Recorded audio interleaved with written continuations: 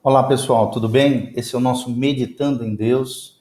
Hoje nós vamos falar sobre mais um fundamento da fé, que são os conflitos nos relacionamentos entre os irmãos. Conflitos nos relacionamentos entre os irmãos. Como é que nós podemos resolver isso? Qual deve ser a postura do cristão quando acontece algum tipo de conflito, de dificuldade? Qual é a postura que eu e você precisamos ter para realmente agradar a Deus e resolver essas situações difíceis que acontecem às vezes nos relacionamentos humanos? Então, é isso que nós vamos tratar hoje. Preste bastante atenção, pegue as suas anotações e aprenda conosco, à luz da palavra de Deus, como resolver conflitos nos relacionamentos entre os irmãos. Por causa das debilidades e imperfeições humanas, né, tanto nossas como dos nossos irmãos, não tem como, vai surgir conflitos entre nós e conflitos esses que afetam a nossa comunhão. Então, nessas circunstâncias difíceis, né, que às vezes acontece, o inimigo atiça nos corações humanos ressentimentos, mal-entendidos, ciúmes, inimizades, ódios e sentimentos deploráveis como esse. E assim acaba destruindo a paz e a harmonia que deveria existir entre nós, irmãos em Cristo. Pessoas que deveriam se amar e se relacionar de maneira saudável e coerente com os princípios cristãos. No entanto, Deus, que é luz, quer que nós andemos na luz e tenhamos assim comunhão uns com os outros. É desejo do Senhor a nossa koinonia. Quando surge então um conflito, Deus sempre nos guiará à resolução desses conflitos, né? Porque Deus é contra o rompimento dos relacionamentos. Ele sempre nos guia a isso, a uma solução mediante a confissão, o perdão, a reconciliação, o esclarecimento, a resolução e também a compreensão do outro mediante as suas dificuldades. E Deus é assim, Deus é detalhista, Deus é minucioso e Ele quer que cada problema seja minuciosamente resolvido, solucionado. Deus é um Deus de relacionamento. O diabo é especialista em quebrar relacionamentos, romper relacionamentos, destruir relacionamentos. Deus já não. Deus, ele adora relacionamento, ele restaura relacionamento, ele promove cura nas relações humanas. E para isso que o Senhor Jesus, né, nos seus ensinamentos, tem nos dado instruções específicas, detalhadas, abençoadas, para que cada conflito humano seja solucionado, seguindo assim um tratamento certo, uma postura certa, uma conduta certa entre os seres humanos. Devemos então ficar atentos e obedecer cuidadosamente esses mandamentos do Senhor em cada caso, em cada situação. O Senhor é bem mais sábio do que nós e devemos crer que o que Ele fala na sua palavra é perfeito. Né, como diz Hebreus 4, a palavra de Deus é viva e eficaz. Se obedecermos às suas indicações precisas, cuidadosas, né, exatas, os conflitos serão solucionados por Ele. Ou seja, Deus vai agir, Deus vai entrar e vai conosco, em cooperação conosco, solucionar os problemas de relacionamento, os conflitos de relacionamentos humanos entre os irmãos. Então, consideremos algumas situações que criam conflitos na comunhão e qual é a solução de Deus para cada caso. Primeira situação é se eu pecar, se eu fizer alguma coisa de pecado, de ato iníquo, né, de alguma quebra da lei, algum princípio errado. Segundo, se o meu irmão pecar, ou seja, se o pecado, a ofensa, né, a iniquidade vier do outro. Terceiro, se houver, às vezes, diferença de opiniões, diferentes perspectivas. Quarto, né, motivo de conflito na comunhão são as barreiras interiores, que às vezes eu e você, nós temos, o outro tem, em relação uns aos outros. Barreiras interiores em relação ao irmão. E às vezes essas barreiras não é apenas nossas, às vezes é alguém que colocou em nós. Barreiras interiores, paredões emocionais, afetivos, sentimentais em relação a outra pessoa. E quinto, dificuldades de concordância entre as duas partes. Dificuldades de chegar a uma resolução, a um termo comum. Lembrando sempre que koinonia, que é comunhão, é ter algo em comum. Ter algo em comum vem da raiz koinos. Ter algo em comum, estar juntos. Então, primeiro conflito, se eu pecar, como é que a gente resolve conflitos humanos? A primeira situação conflitante é esse, o problema que causamos a comunhão entre os irmãos, quando nós, eu e você, qualquer um de nós, pecamos. E aí precisamos tratar isso, né? Precisamos de uma solução do Senhor para tais casos, e a solução do Senhor é a confissão de pecados. O que acontece quando pecamos? O que acontece quando eu e você pecamos? Em primeiro lugar, o pecado é um obstáculo que se levanta em nossa consciência. O pecado é um obstáculo em nossa consciência. O Espírito Santo se entristece em nós. Está lá em Efésios 4:30. A Bíblia diz que nós não devemos entristecer o Espírito Santo de Deus. Acabamos perdendo o gozo, né? Perdendo a paz com Deus e com as pessoas. E começa a brotar em nós um conflito interior generalizante. Um conflito interior, porque o Espírito se entristeceu dentro de nós.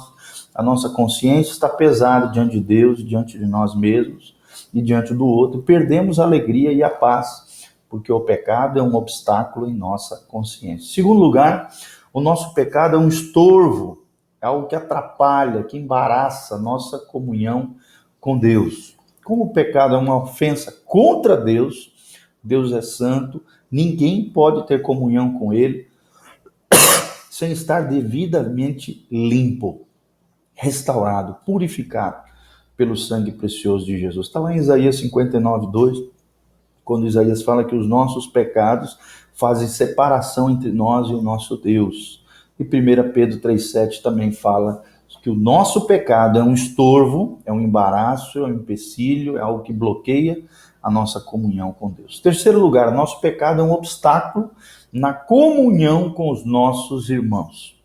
Podemos ter pecado contra algum irmão ou não. Em qualquer caso, o nosso pecado afeta sim a nossa comunhão com os demais. No primeiro caso, afeta diretamente, pois o irmão tem consciência da ofensa que lhe causamos. No segundo lugar, afeta indiretamente aos nossos relacionamentos humanos, já que ao perceber em nós o pecado, mesmo que ninguém saiba, a comunhão fica prejudicada, pois esta não pode ser autêntica, verdadeira.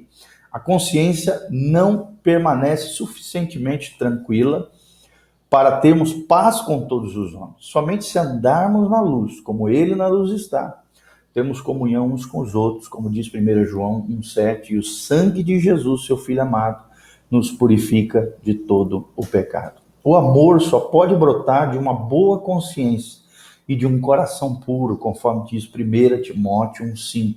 O amor só pode brotar de uma boa consciência e de um coração puro. O que ocorre, então, quando não confessamos nossos pecados? Primeiro, além de continuar esse estorvo, esse embaraço, essa pedra no sapato, né? Essa situação que nos estorva, né? Em nossa consciência, em nosso interior, na comunhão com Deus e com nossos irmãos, quando o pecado não é confessado, a situação tende a se agravar, a se ampliar potencialmente dentro de nós e nos nossos relacionamentos. Primeira coisa que acontece, começamos a cultivar uma espécie de fingimento e simulação entre os irmãos. Está lá em 1 João 1, de 6-8. Aparentemente até parece estar tudo bem, quando na realidade o nosso coração está mal.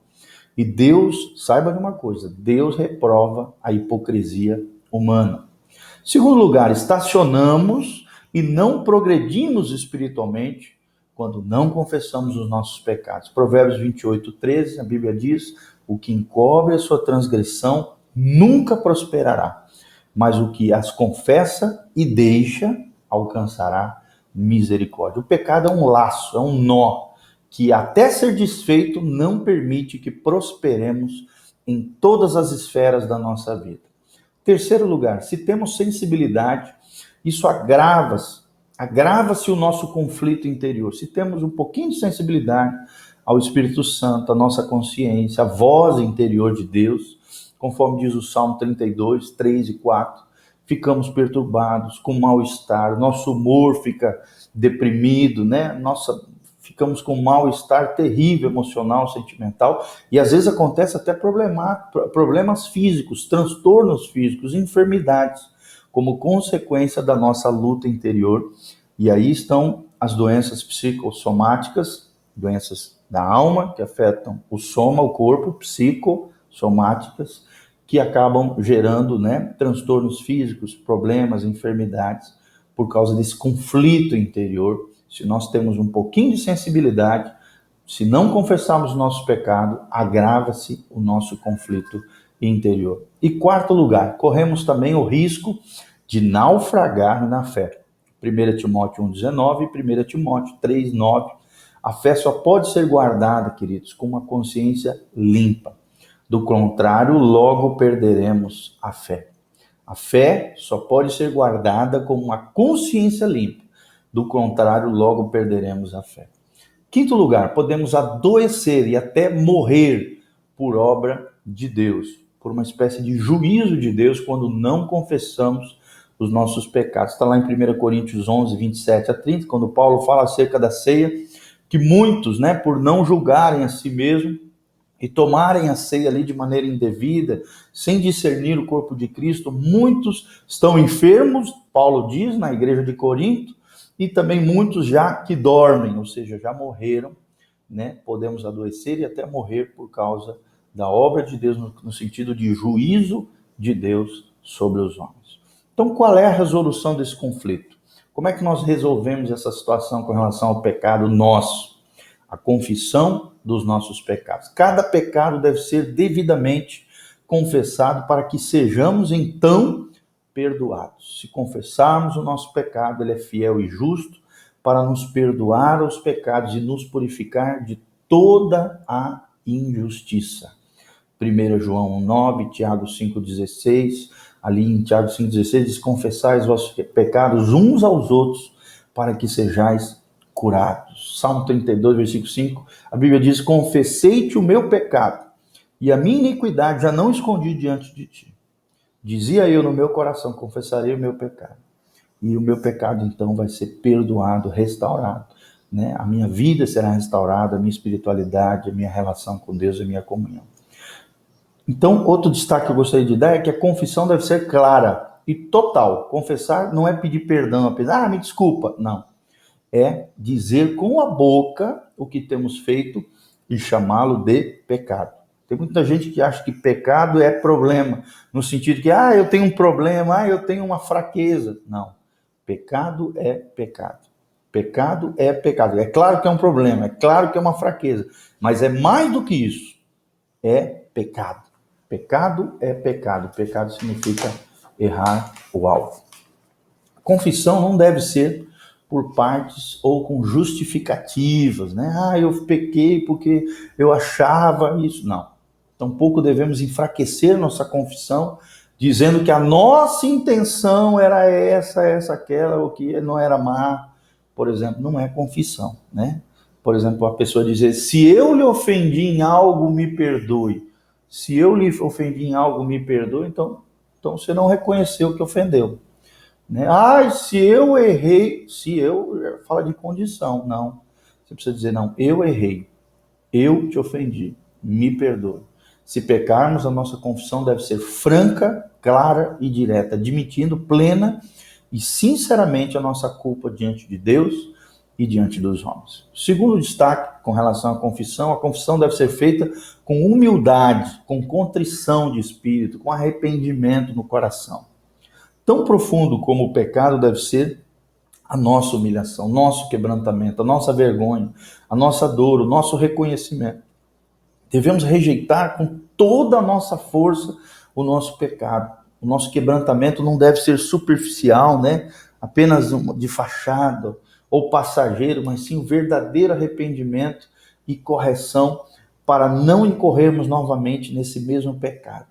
A Bíblia diz: o que confessa e deixa. É necessário confessar e é necessário abandonar o pecado, conforme diz Provérbios 28:13. Aí sim nós prosperaremos em todas as áreas da nossa vida. Nós vemos muitas pessoas, inclusive crentes, cristãos, que não prosperam, que não são abençoados. Por quê? Porque não confessam os seus pecados. Tem um embaraço ali, tem alguma coisa que estorva a vida espiritual em determinadas áreas na sua vida, porque não confessa o pecado. A confissão deve ser feita também com restituição quando for necessário e possível, conforme diz Lucas 19:8 e Levíticos 6, de 2 a 5. Devemos devolver aquilo que foi roubado, foi estragado, foi destruído, pagar a dívida, reparar o dano causado, devolver a honra tirada pela calúnia, esclarecer a mentira. Precisa ser resolvido isso. Além disso, devemos assumir com responsabilidade a nossa culpa e as consequências do nosso pecado. Assumir com responsabilidade a nossa culpa e assumir também as consequências do nosso pecado. Todo pecado tem consequências, maiores ou menores, dependendo do grau do pecado. Existem maior abrangência ou menor abrangência, mas tem consequência espiritual, psicológica, emocional e às vezes física e às vezes material. Então preste atenção, todo pecado tem consequência. Quarto, a confissão também deve ser feita sem demora, ou seja, o mais rápido possível, conforme o Salmo 32:3, enquanto calei meus pecados, envelheceram os meus ossos. Ou seja, enquanto eu me calo, existe um processo de morte dentro de mim, de murchar, que é o que o Salmo 32:3 fala, O meu humor se tornou sequidão de estio. O que é isso? É como se fosse uma folha murcha, murchando, perdendo a vida, a força, o vigor. Assim é, quando você se cala, se envelhecem os seus ossos. Não se põe o sol sobre a vossa ira, Efésios 4:26. Paulo está dizendo, olha, resolva a situação, resolva o conflito. Não deixe para amanhã. Resolva hoje, antes de anoitecer. Resolva o conflito. Tem gente que fica, casos, por exemplo, de casamento, dentro da família, dias e mais dias, semanas e anos para resolver um conflito e uma situação. E não é assim diante de Deus. A Bíblia diz, não se põe o sol sobre a vossa ira. Então não devemos amontoar pecados, nem deixá-los para depois. Isso é um pecado chamado de procrastinação. Deixar para depois aquilo que eu preciso resolver hoje. Quanto mais tempo deixarmos passar, pior será para confessar. No momento que temos a consciência do pecado, devemos obedecer imediatamente o impulso do Espírito Santo e confessá-lo. Resolver, restaurar. Se confessarmos, se pecamos, a confissão é indispensável para seguirmos adiante. O quinto destaque sobre a confissão é que a confissão deve ser feita sem reprovações, nem ressentimentos contra os outros. Devemos confessar sem jogar na cara do outro o seu pecado. Por exemplo, a pessoa fala, eu fiz isso, mas por que tu me fez isso, aquilo, outro? Então, você está jogando na cara do outro o pecado do outro. Não, confessa o teu pecado. E você vai perceber que quando você confessar, se quebrantar, se humilhar, Deus vai quebrantar e vai gerar ali uma restauração da relação. E até o que o outro fez para te ofender, para te machucar, para te ferir, provavelmente, se não na hora, às vezes alguns dias depois, o Espírito Santo, se ele tem sensibilidade ao Espírito Santo, nasceu de novo e tal, o Espírito Santo vai trabalhar no coraçãozinho dele para que seja restaurado essa relação. Muitas vezes num conflito é possível que haja pecados de ambas as partes. Nossa responsabilidade é confessar o nosso pecado e perdoar humildemente de coração o pecado de nosso irmão. Se não perdoarmos, não seremos perdoados por Deus. Mateus 6:12, versículos 14, versículos 15, Mateus 18, o capítulo inteiro fala também sobre a questão do perdão. Sexto destaque sobre a confissão. A confissão deve ser feita cobrindo a área de ofensa. Como regra geral, devemos confessar a quem temos ofendido. Devemos dirigir-nos à pessoa, ou grupo ou congregação contra a qual temos pecado e necessitamos confessar. Também devemos estender a nossa confissão àqueles diante de quem temos pecado. Ou seja, falou uma besteira para um monte de gente, junta toda essa turma, confessa ali o pecado, corrige, conserta. A confissão, o tratamento do pecado tem que ser no nível de conhecimento, na amplitude daquela situação toda, conforme diz Mateus 5, 23, 24. Se é a nível pessoal, trate a nível pessoal. Se é nível coletivo, chame a coletividade e resolva aquela situação. Sétimo destaque sobre a confissão: devemos confessar as nossas faltas uns aos outros, ou seja, a pessoas, a homens e mulheres maduros, a pessoas de Deus na nossa vida. Tiago 5,16 e 1 João 1,7. Mesmo que o nosso pecado não seja cometido contra os irmãos, pecados, por exemplo, na nossa vida interior, nossa vida privada, né? Onde ninguém vê, necessitamos abrir o coração e confessar as nossas faltas uns aos outros. Existem várias razões sobre isso, né? Tiago 5,16, eu já falei, vou repetir: confessai as vossas faltas, vossas culpas uns aos outros, para que sareis. Se você quer ser sarado, curado, restaurado, confesse as suas faltas aos outros, aos irmãos, a pessoas de confiança, a pessoas maduras, a pessoas que sejam cobertura espiritual, mentores, pais espirituais, pessoas que realmente tenham condição de te ouvir sem se afetarem e ao mesmo tempo te cobrirem e orarem por você, cobrindo você espiritualmente naquela situação. Por um lado, precisamos também andar na luz com os nossos irmãos. Quando você confessa para alguém, você está andando na luz, para que você possa ter verdadeira comunhão com a Igreja de Cristo, com os irmãos, sem cobrir áreas privadas da sua vida, nem dar lugar ao fingimento, à hipocrisia, né? A falta de sinceridade. Por outro lado, quando pecamos, necessitamos não só de perdão, mas também de libertação, de orientação, de conselho, de ajuda, de apoio, de oração, de cobertura espiritual por parte das pessoas. O outro destaque que gostaria de falar é o perdão dos nossos pecados. O perdão é um ato pela qual Deus absolve o homem do pecado, que o separa dele, lhe devolve toda a sua amizade. Todo pecado é ofensa contra Deus. Todo pecado é ofensa contra Deus. Deus é santo e o nosso pecado é um obstáculo na comunhão com Ele. Além disso, Deus é justo e julga e condena todo pecado no homem. O castigo do pecado é a morte. Romanos 6,23. O salário do pecado é a morte, mas o dom gratuito de Deus é a vida eterna em Cristo Jesus. Romanos 6,23. Os seguintes aspectos devem ser considerados quanto ao perdão dos nossos pecados. Primeiro, o único sacrifício válido para a remissão do pecado é o sacrifício de Jesus, na cruz do Calvário, por amor a nós. Antigamente, aquele que pecava em Israel trazia um cordeiro ao sacerdote, né, como um sacrifício ali substitutivo por seu pecado. O penitente, o arrependido, confessava os seus pecados, os quais eram transferidos simbolicamente àquele cordeiro, né, aquela pombinha.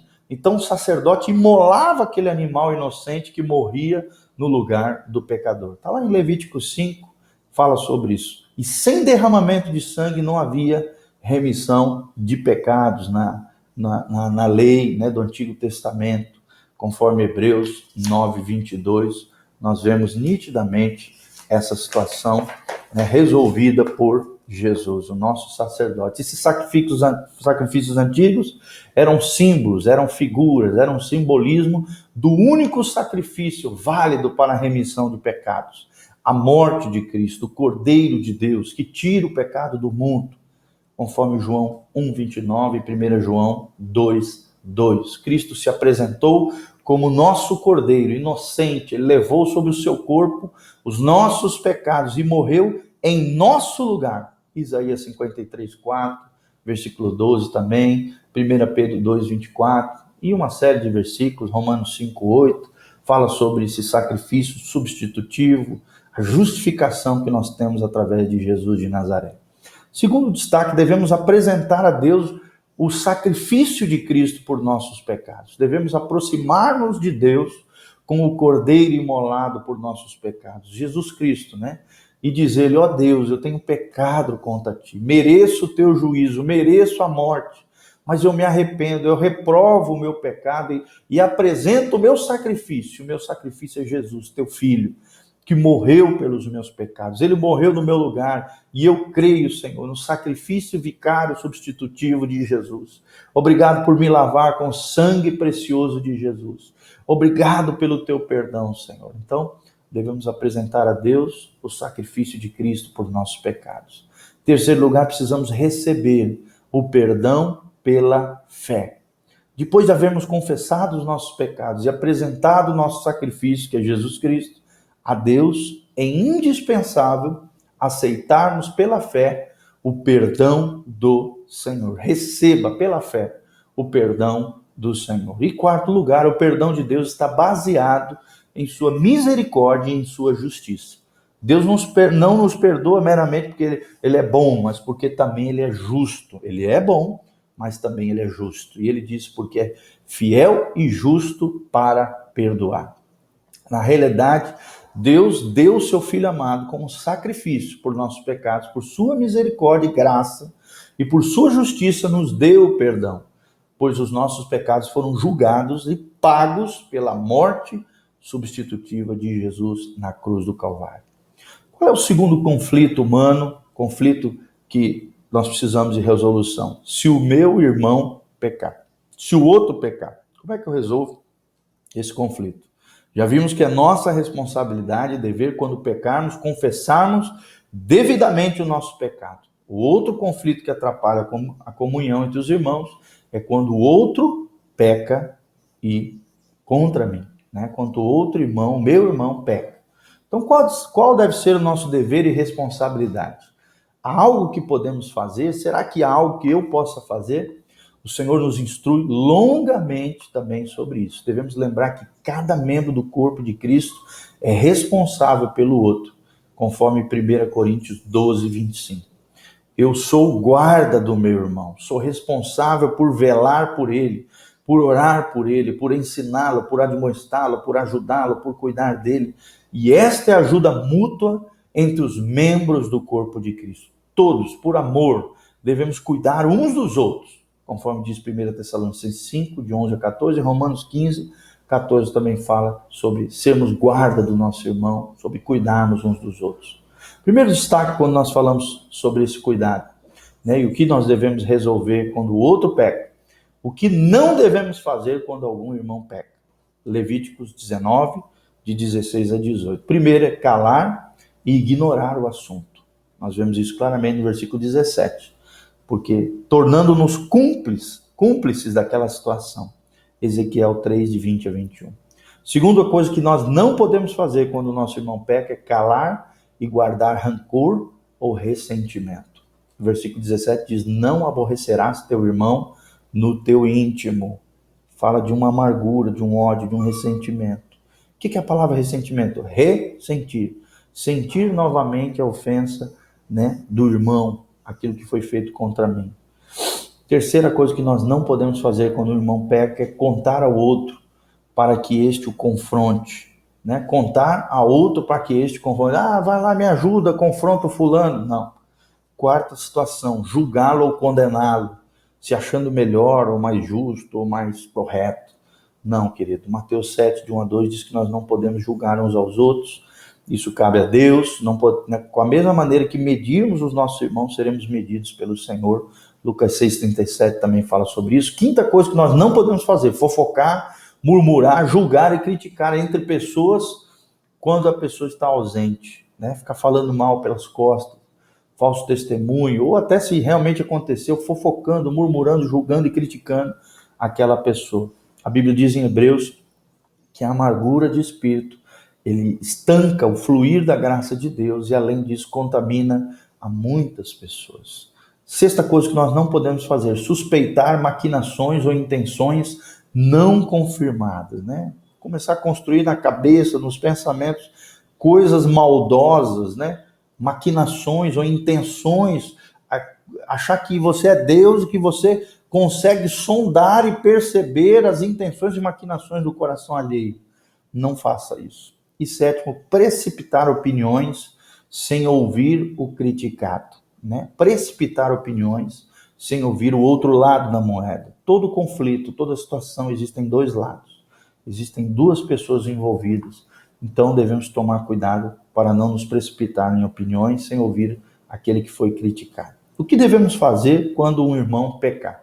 Se algum irmão for surpreendido em alguma falta, A Bíblia diz em Gálatas 6:1, irmãos, se alguém for surpreendido em alguma falta, vós que sois espirituais, maduros, crentes de verdade, corrigi-o com espírito de brandura, ou seja, com docilidade, com amor, e guarda-te para que não sejas também tentado, para que você não caia no mesmo erro que o outro caiu.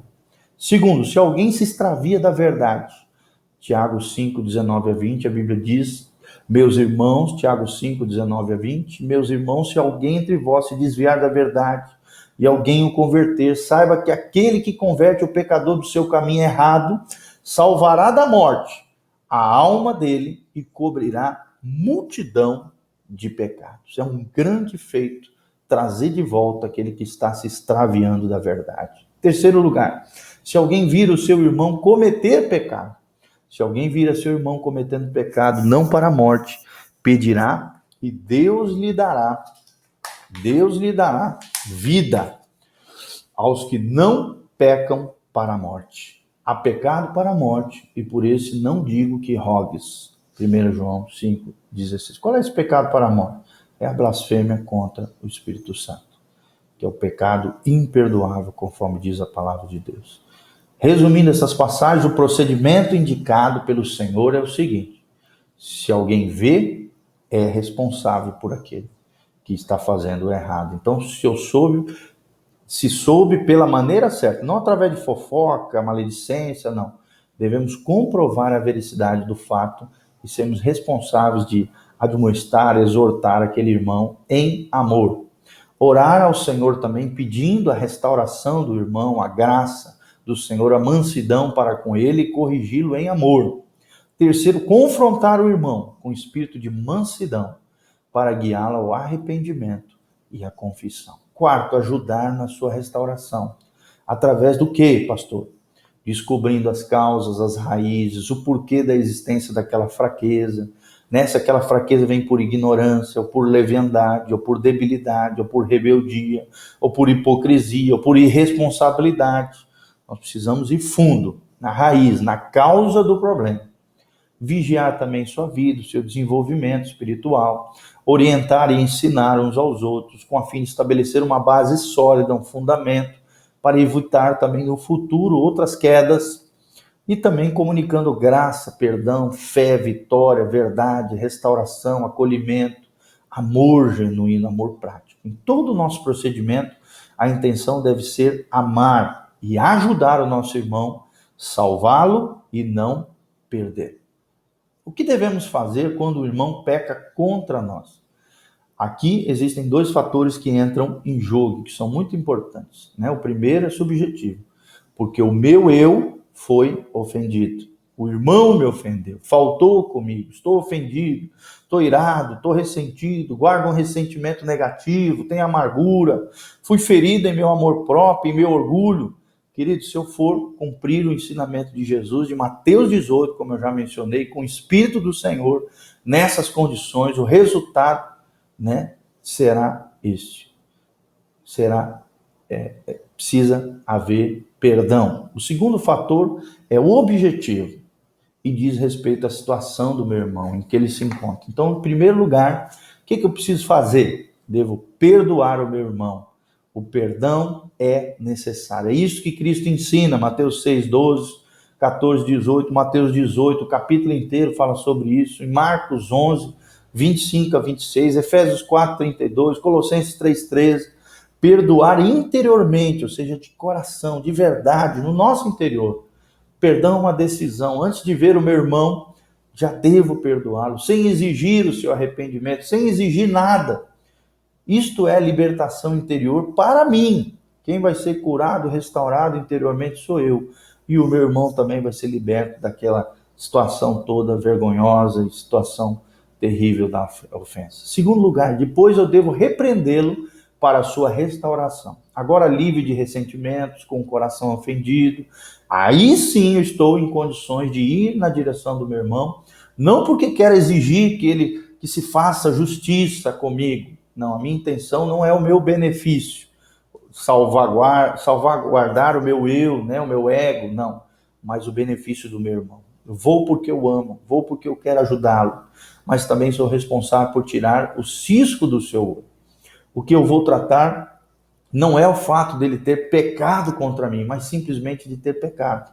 Eu tenho consciência disso e, portanto, devo ajudá-lo a contribuir para o aperfeiçoamento da igreja, de todos os santos, para que cada um seja mais parecido com Jesus. Então, o procedimento é esse: salvar, buscar, né, que não se perca, ter ganho um ao outro, conforme diz Mateus 18, de 11 em diante, fala muito sobre isso. Devemos ser revestidos com toda a sabedoria do alto para fazermos essa obra. Precisamos pedir graça de Deus, sabedoria do alto para fazermos isso da maneira correta, com motivação correta, no Senhor, com espírito de humildade e quebrantamento diante de Deus. Qual é a margem de tolerância?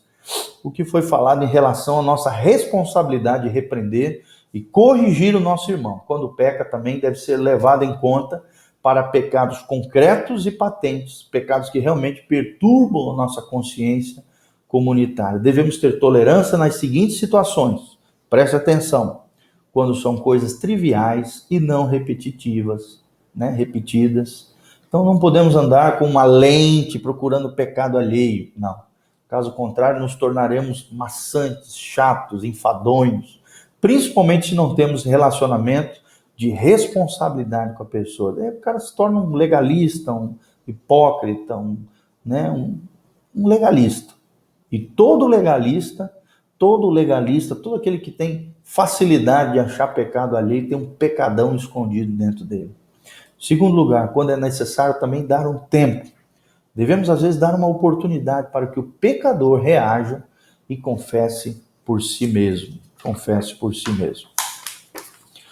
Quando há também falta de crescimento, né? Às vezes não tem maturidade ainda. Aqui a responsabilidade, então, é do pai espiritual dessa pessoa. A exigência é feita de acordo com a idade espiritual do filho, né? A gente precisa saber qual é o nível de maturidade da outra pessoa. Em quarto lugar também, quando são pessoas difíceis de serem suportadas, a gente precisa ter essa flexibilidade, esse cuidado, conforme diz 1 Coríntios 13, 7, Efésios 4, 2 e 3, Colossenses 3, de 13 a 15, e 1 Tessalonicenses 5, 14. Qual é o terceiro conflito entre os humanos, entre os irmãos, entre as pessoas? Diferenças de opiniões. Preste atenção nessa, porque essa é muito comum dentro da igreja, dentro da família, entre as amizades, diferenças de opiniões. Existem certas coisas na vida cristã nas quais se permite certa diversidade de critérios ou de opiniões. São aspectos secundários da vida cristã sobre as quais não há um mandamento claro da parte do Senhor, né? A Bíblia não fala nada a respeito. Devemos evitar, então, os conflitos entre irmãos, pensando no que disse o Senhor a esse respeito, por exemplo, Romanos 14, né? E nós vamos ver Romanos 14, de 5 a 22, a Bíblia diz que é correto ter e manter convicções e viver de acordo com elas. Não tem nada de errado com isso. Segundo lugar, não devemos ser sábios em nossa própria opinião, achar que nós sabemos mais do que os outros, que a minha opinião tem que prevalecer. Terceiro, devemos respeitar as convicções dos outros, quando se trata de opinião. Opinião é opinião. Perspectivas diferentes. Não devemos menosprezar nem julgar o que pensa e age de modo diferente de nós. Romanos 14, de 1 a 13 fala sobre isso. A Bíblia diz que haverá multiforme sabedoria de Deus. Multiforme, muitas formas de pensar, de sabedoria, de graça, de convicção, de pensamento, de perspectiva. Quarto lugar, não devemos contender entre os irmãos por causa de opiniões. O servo de Deus não deve ser contencioso, mas sim amável com todos. Paulo chama atenção, né, e fala, exorta isso e dá essa recomendação em 2 Timóteo 2, 23 a 26, quando ele diz, evita esses falatórios inúteis, né, evita esses falatórios que não levam a nada. 2 Timóteo 2, 23 a 26, em Romanos 14, 1 também fala sobre isso. Não devemos também fazer nada que faça o outro tropeçar, que ofenda ou que enfraqueça o nosso irmão, mas sim seguir o amor e aquele que contribui para a paz e a mútua edificação uns dos outros. Romanos 14, de 14 a 15. E a sexta verdade, quando fala sobre diferença de opiniões, é quando tivermos de expor pontos de vistas diferentes, devemos saber falar e escutar com amabilidade e respeito.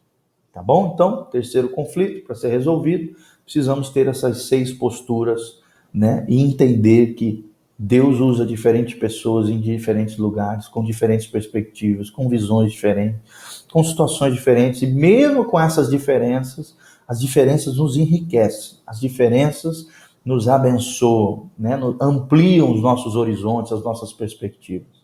Qual é o quarto conflito entre os irmãos? São as barreiras interiores que eu e você nós podemos ter contra o nosso irmão. Existem sim alguns fatores que criam barreiras em nosso interior, em nosso coração, em relação a certos irmãos. Criticar interiormente a conduta ou a atitude do nosso irmão, né? Por exemplo, dar ouvidos a informações duvidosas que nos chegam e que deturpam a imagem de algum irmão. Deixar de lado em nosso coração alguém que não pensa igual a nós, né? Geralmente a gente tem essa tendência. Estes e muitos outros fatores semelhantes são capazes de levar em nosso coração, levantar barreiras que podem chegar a ser fortes empecilhos em nossa comunhão com Deus e em nossa comunhão com os nossos irmãos. Então, a atitude indevida e covarde é só nos isolar, calar, nos separar, deixando que Satanás leve vantagem sobre nós. Então, isso é uma atitude indevida, covarde, se isolar, calar, separar, deixando que Satanás leve vantagem sobre nós. E é isso que Satanás vai querer fazer comigo e com você, nos isolar do rebanho de Deus, do povo de Deus, da igreja do Senhor, achar defeito nos outros, não olhar para os nossos próprios defeitos. E é isso que Satanás quer. Porque uma ovelha separada do rebanho, ela fica susceptível, frágil, enfraquecida e vulnerável ao ataque dos lobos, dos demônios, do diabo, do mal. Não devemos ter reservas uns com os outros, mas fazer aquilo que o Senhor nos manda. Como diz a palavra, Efésios 4:25, fale cada um a verdade com o seu próximo. Devemos ir ao nosso irmão com mansidão, com humildade, abrir a ele o nosso coração. Quantos mal-entendidos podem ser esclarecidos e quantos problemas podem ser resolvidos se nós formos na direção do outro. Isso é um grande problema também. A pessoa fica, ele que errou lá, ele que tem que vir falar comigo. Não. Nós devemos buscar ter a paz uns com os outros. No que depender de vós, no que for possível, busquemos ter a paz com todos os nossos irmãos. Então, cabe a nós resolvermos essa situação. Aí, havendo problemas reais que geralmente não são do tamanho que imaginamos, o Senhor começará a operar para que sejam solucionados esses conflitos. As reservas, as suspeitas, o isolamento são terrenos férteis para a obra do diabo nos nossos corações. Então, abramos o nosso coração para o nosso irmão, falemos sempre de maneira franca, verdadeira, sejamos transparentes, falemos com graça, com docilidade, com amor, e aí Deus removerá as dificuldades. O quinto e último conflito, dificuldade de concordância entre as duas partes, quando não se chega a um termo comum. Existem conflitos que, para serem solucionados, requerem 2 ou 3 testemunhos, requerem o auxílio de outras pessoas. Por exemplo, um casal que está tentando resolver um conflito, uma situação, não estão chegando a uma concordância, precisam buscar a ajuda de um conselheiro espiritual, de um pastor, de uma obreiro, missionário, alguém que possa, um terapeuta, um psicólogo, alguém que possa, uma pessoa que seja madura no Senhor, íntegra, capaz de julgar objetivamente, né, sem partidarismo, aquela situação, buscando a concordância entre as duas partes. Quando um conflito entre 2 pessoas se torna sem solução, temos o recurso do corpo de Cristo. Busquemos esses homens, submetamos o assunto a eles e acatemos com humildade as suas palavras, as suas orientações, os seus conselhos, conforme nós vemos em Deuteronômio 19:15, né, em 2 Coríntios 13:1, Mateus 18:16, 1 Coríntios 14:29, 1 Timóteo 5:19, fala sobre isso, sobre, né, nos submetermos uns aos outros, sobre recebermos conselhos sábios. Aquele que busca conselho será abençoado, será próspero em todos os seus caminhos. Então, essas foram as situações que nós abordamos. Vamos só repetir cada uma delas. Primeiro é quando eu pecar, né? Segundo é quando alguém pecar contra mim. né? O que eu devo fazer? Nós já falamos sobre isso. Terceiro, né, é quando houver diferenças de opiniões. Quarto, quando houver barreiras interiores no meu coração contra o irmão. E quinto, quando houver dificuldade de concordância entre as duas partes. Então, espero de alguma maneira ter contribuído para que você entenda, consiga e resolva conflitos interiores entre os irmãos, no contexto da família, nos relacionamentos afetivos, sentimentais, no ambiente de trabalho, né, no ambiente educacional, em todo lugar. A palavra de Paulo em Romanos 12 é: no que depender de vós, tende paz com todos os homens. Ou seja, Paulo está dizendo em outras palavras: faça todo o possível, tudo que você puder fazer para resolver conflitos entre os humanos, para ter paz com Deus e para ter paz com as pessoas. Então lembre-se disso, busque essa graça, essa sabedoria de Deus. Se tiver que consertar com alguém, pedir perdão, confessar, resolver, restaurar, restituir, faça isso. Deus quer que você seja tremendamente abençoado. Deus é contigo, Deus te capacita. Faça a sua parte, que Deus vai fazer a dele. Você vai ver como você será tremendamente abençoado. Que a graça de Deus venha sobre você, sobre a tua casa, sobre a tua família, sobre tudo aquilo que você colocar as mãos. Que Deus te abençoe, querido. Graça e paz de Jesus.